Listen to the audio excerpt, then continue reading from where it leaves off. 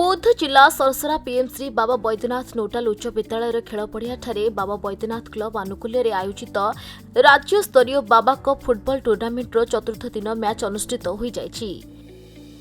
एही group B रो प्रथम match रे फ्रेंड्स पैराडाइज भुवनेश्वर दल रॉयल स्पोर्ट्स बलांगीर को 1-0 गोल हराइबा सह ग्रुप बी सेमीफाइनल को प्रवेश करिछि। तबे मैच टी अत्यंत रोमांचकर थिला। प्रथम हाफ पर्यंत उभय दल अपराजित थिले, किंतु द्वितीय हाफ रो मैच शेष बेलकु भुवनेश्वर बलांगीर विपक्ष रे गोटे गोल करी 1-0 अग्रणी थिबा बेले बलांगीर दल आउ गोल करि पारि नथिले। तेणु मैच रे भुवनेश्वर 1-0 विजय लाभ करी द्वितीय सेमीफाइनल को उत्तीर्ण होइछि।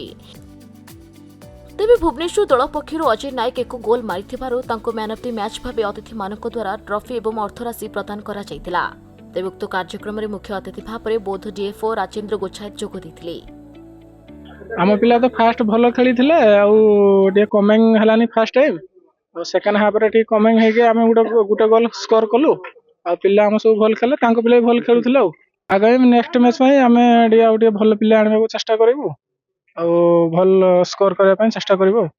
बाबा बैद्यनाथ क्लब सरसरा द्वारा आयोजित आमर जो बाबा क्लब फुटबॉल टूर्नामेंट राज्य स्तरीय फुटबॉल टूर्नामेंट एठारे आयोजित होउची। आज यही टूर्नामेंट रे आसी मु पहुंचली। बहुत भल लागिला जे राज्यर विभिन्न जिल्लारू खेलाड़ी माने जिला स्तरीय खेलाड़ी माने आसी एठारे तांको खेल प्रदर्शन करुचंदी। आज भुवनेश्वर एवं बलांगीर मध्य मैच टी बहुत उच्चाकर्षक थिला।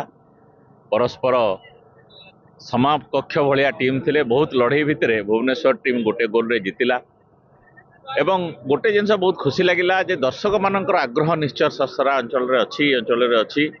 केवल आमर जो पड़िया तार टिके उन्नतिकरण दरकार निहाती भाव में पड़िया अनइवेननेस अच्छी से आम एनएससी चेयरमैन संगे मुझे कथा होती। तेणु यार जो उन्नतिकरण जहाँ दरकार आम चेष्टा करवा। बहुत सुंदर भाव में मैच टी ऑर्गेनाइज करा जायछि, श्रृंखलित भाव में होची एवं मु सुनिया पाइली 1988 मसीह निरविच्छिन्न भाव में चली कोविड किसी समय कोविड बहुत बंद हो किंतु एते सुंदर भाव में एते वर्ष धरी गोटे ऑर्गेनाइजेशन जिते चली साधुवाद दबा निहाती दरकार एवं बहुत सुंदर मैच टी होता। धन्यवाद समस्त। बौद्धर जयनंद मिश्र रिपोर्ट खबर ओडिशा।